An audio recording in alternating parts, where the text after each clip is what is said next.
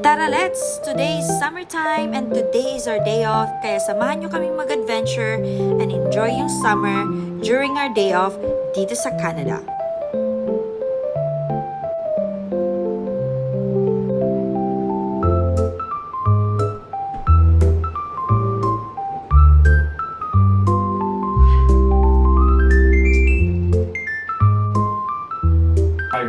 Each 1,000 views was just her in the car because it's good audio, right?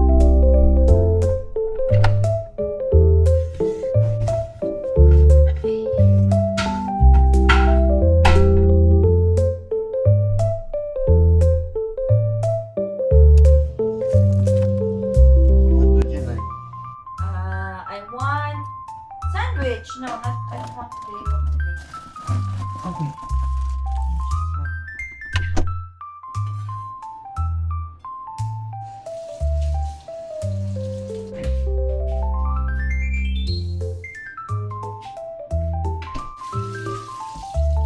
Ang tomato sa salad. Ano luto mo, babe? Wala. Sandwich. You want sandwich? I want egg. You want I egg? just want egg. Egg sandwich? Yeah. You want with tomato with it? Ano gagawin mo dyan, babe? Lulutuin mo pa yan? Hindi na. Ulit ko lang sa microwave yan. Tapos ilagay mo na sa sandwich. Hindi, akin yan. Ay, kakainin mo yan? Kakain akong kanin. Ayaw kumain ko gabi.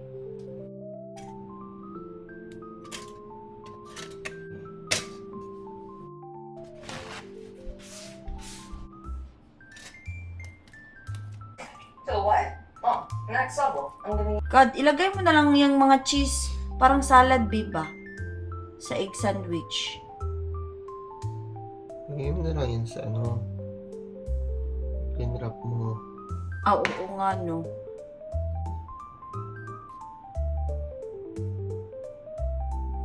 Konti lang po!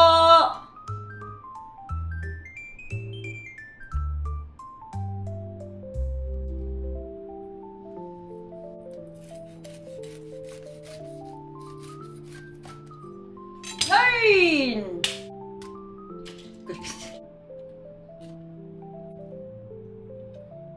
Ooh. The salad in this tray, which I bought receiving from the person Kakain kami sa labas, guys. Meron pala akong invitation na tanggap kang Ate Kat. Pupunta kami sa Confederation. Ano yung Confederation, babe? Lugar. First bite. Babe, alam ko naman na lugar, babe. Gabi ko naman. Ano? Beach. Meron? Samahan niyo ako, guys. Beach Lawa. daw. Diyan lang yan sa main. Beach or lawa? Babe, iba ang beach sa lawa, babe. Lawa. Lawa pala. Wala ka pala beach dito. Lawa, you mean lake? Ah. Sarap. Okay lang naman din kumain siya. Malakas ba akong kumain, babe? Hindi naman. Mabuti naman. Sure ka ba? Galing nga ang katawan mo, walang tapon. Dati na-absorb. Sige na ang theory niya, guys. Mataba ako. Kasi lahat ng kinakain ko walang tapon. Ano ba yun? Gagawa naman sariling theory. Tanggan nyo na ba yung action ko, babe? Kapit na.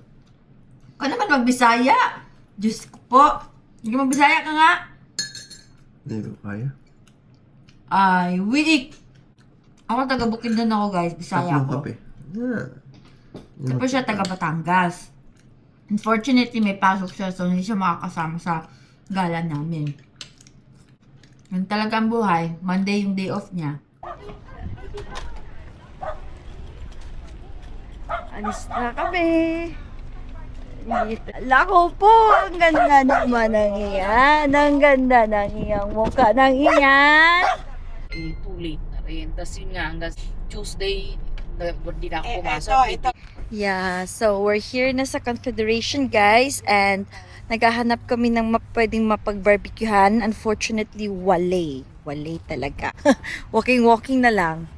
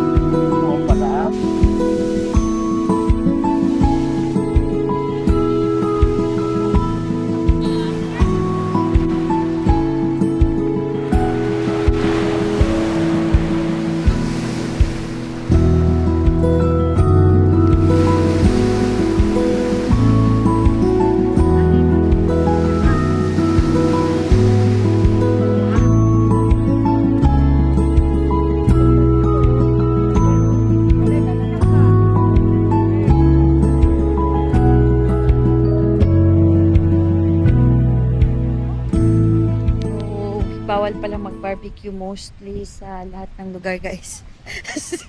So, naghahanap kami kung saan namin maluluto yung manok.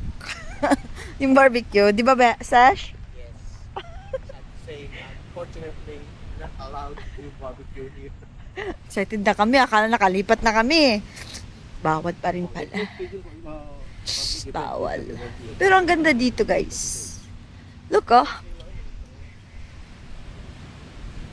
The trees. Daming nagbabike. Nagwo-walking. Eh, alis na pala. Street light. Walang bigay na. Oo, yung ano siya for... Finally, nakahanap na kami ng aming final destination. Dito na namin maluluto ang mga tinuhog-tuhog na barbecue ni Ate Kat. Kaya samahan nyo kaming mag-enjoy, mag-chill, and mag-chika-chika sa napakagandang bayfront dito sa Hamilton, Canada. Yun, barbecue. Anong order nyo? Mga iha, mga iho. Ay, may bucket, babe. Yun. Alak ka. Woo! Ito po ang barbecue namin. Paglingon ko, arrange na. Naggaganito din kayo noon sa Pilipinas.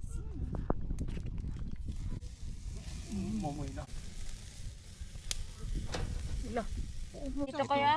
Para hindi masunog to. Sige. Kita mo yung fire Ito dito. maganda no, tapos nagkakaroke bago anak. Exactly.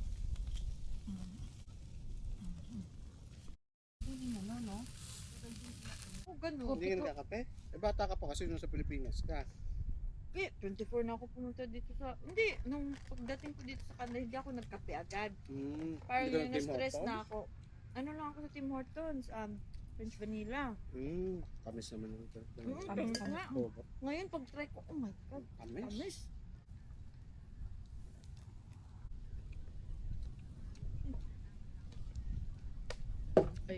Paano ka nakarating dito? Student. Opo. Aeroplano po ako. Paras kami student eh. Anong year kayo nakarating? 2021 ikaw. 2018 December ako nakita. 2018 ka ba? Kaya pa eh. Kaya pa ano ha? Kaya pala. Pakadaling limasin. Ang sakit.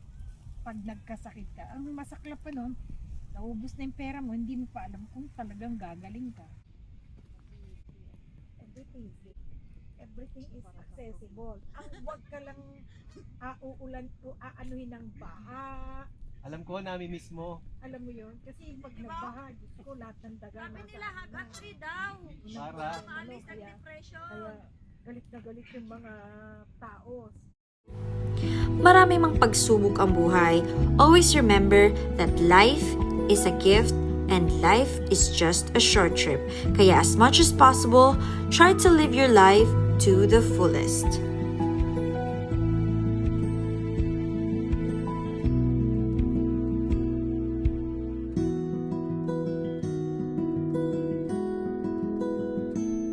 So, andito kami sa Bayfront. Tapos na kami kumain. Look at the weather.